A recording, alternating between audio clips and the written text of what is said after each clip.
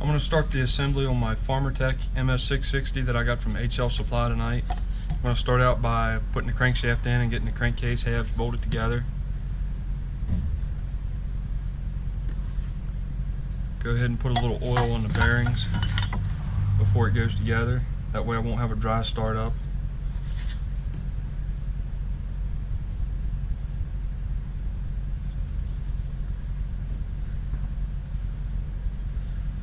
Now on your crankshaft, this is your flywheel side, and then this is your PTO side. So the longer side is where your clutch goes. And on your crankcases, this is your clutch side. This is your flywheel side. This side here has where your ignition coil and all bolts on. So be sure when you put your crankshaft in, you put it on right. Now, you can throw your crankshaft in the freezer for a few hours. That'll help it go together a little better.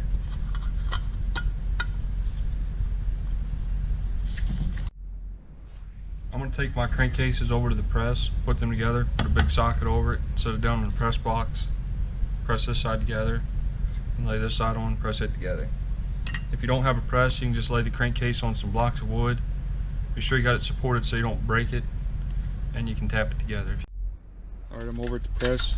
Get this together in the first side.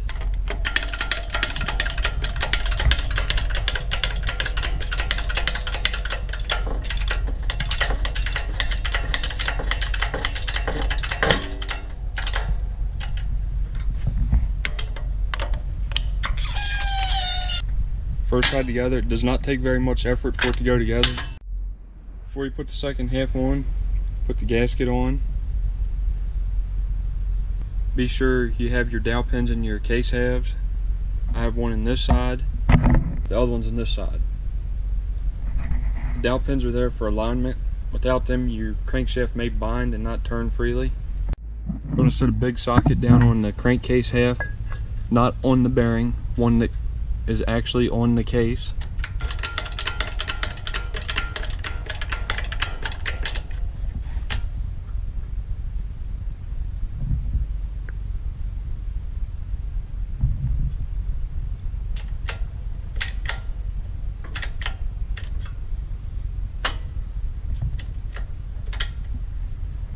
You can see it going down on the dowels. And again, it's going very easily. No handle, and it's together. Like I say, if you don't have a press, you could tap it together with a hammer. Alright, now back on the workbench, you can see the crankshaft turns freely, so everything's in alignment. Now I'm ready to bolt the case together.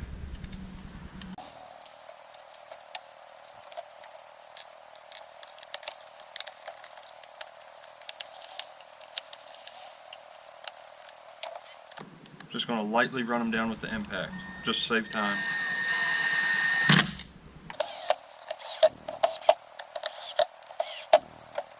And I'll torque them down by hand.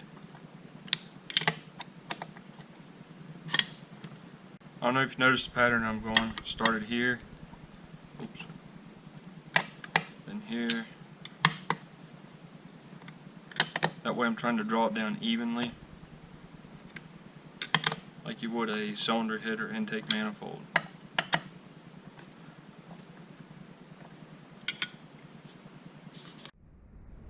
Alright, crankcases are together, bolted together. You can see the engine turns over freely. So the next thing I'm going to do is go ahead and put the piston on the rod. There's an arrow on the piston that goes towards the exhaust. So the next step for me is while I'm thinking about it actually, I'm going to go ahead and lubricate this big end rod bearing.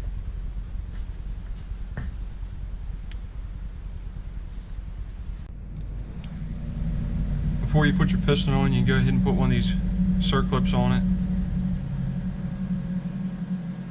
Already put one of the clips on the piston. It's a little easier to do one off the saw. rod bearing in. The rod bearing's in the bag with a bunch of miscellaneous parts. It and the clutch drum bearing are together.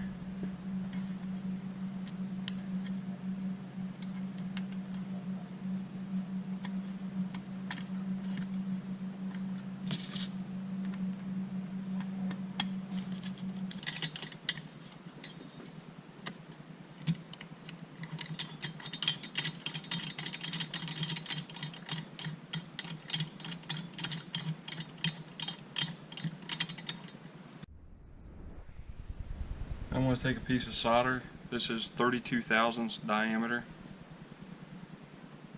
Stick it down the spark plug hole.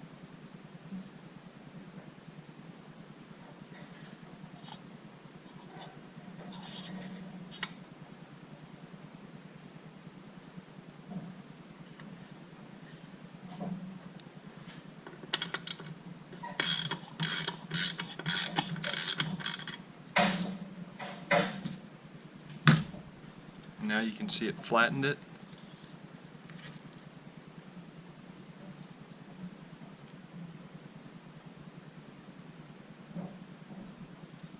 .20 thousandths.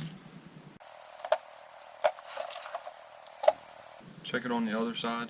Even with the rings on, you don't want to check it towards the exhaust port and the intake port because the piston can rock a little bit and give you a false reading. So you want to check it on your sides, going the same direction as your crankshaft.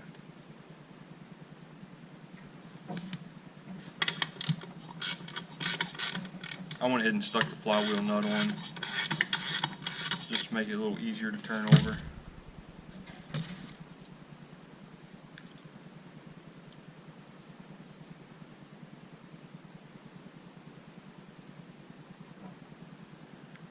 I'm getting about 17 on this side, so by the time I put some sealer on there, I'll be 19 or 20.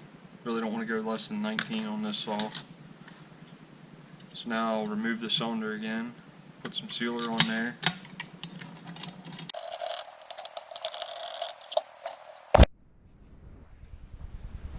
Go ahead and lubricate this rod bearing. Alright, now I'm ready to put the rings on the piston. This cross cylinder comes with Caber rings. They're the best aftermarket rings you can buy. They're OEM quality. Before installing the rings, I'm going to make sure that the ring locating pin is tight in the piston. And if you look at the rings closely, they're tapered. The tapered side goes up, so it's made to fit around the pin. Be very careful when you're doing this part because the rings are cast iron and they will break easily.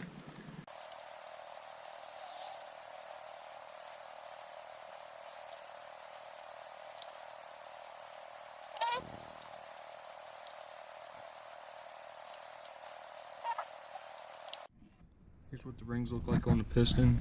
Right there's the pin that locates the ring, keeps the ring from turning around and hanging up on a port.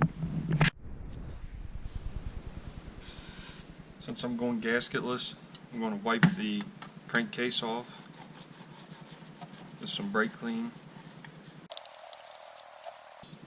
Wipe the cylinder off also.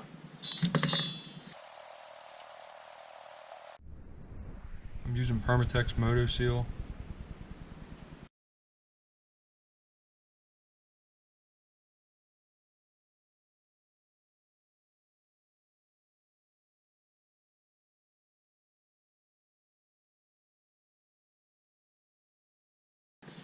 I'm going to lightly lubricate the cylinder before it goes on.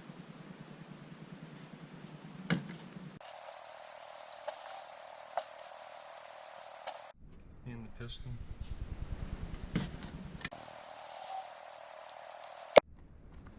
To install the piston on the cylinder, I'm using this Husqvarna piston ring clamp set.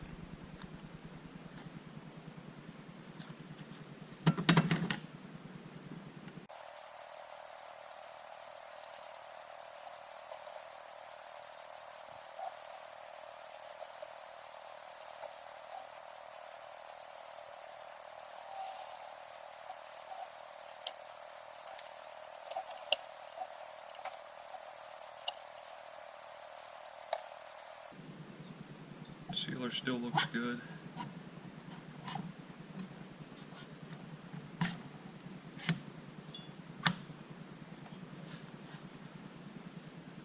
Got my ratchet holding the crankshaft to keep the piston from going down while I was installing the cylinder.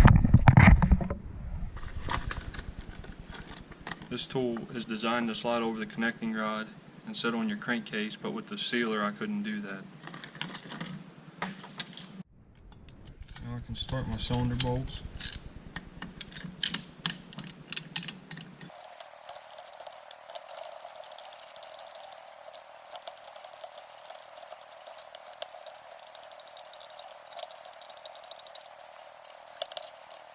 I'm tightening the cylinder bolts in a crisscross pattern.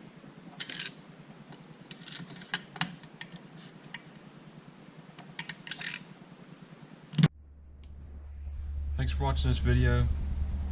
Please hit the like button. If you have any questions, let me know in the comment section below. And also hit the subscribe button for updates on this build and to see how it runs when I'm done.